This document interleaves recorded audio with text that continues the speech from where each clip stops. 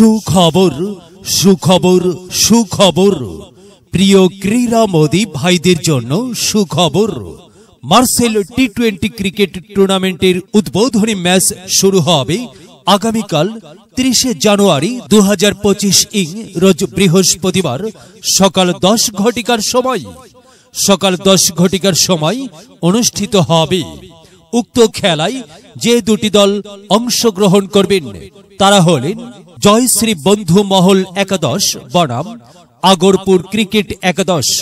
উদ্বোধনী খেলায় প্রধান অতিথি হিসাবে উপস্থিত থাকবেন জনাব মোহাম্মদ আলী সুজা, টিএনও, উজিরপুর উপজেলা। স্থান জয়শ্রী বাস স্ট্যান্ড, উত্তর মাথা, বিসমিল্লাহ শপিং সেন্টার এর পূর্ব পাশে। আপনাদের সবাইকে জানাই সাদর আমন্ত্রণ।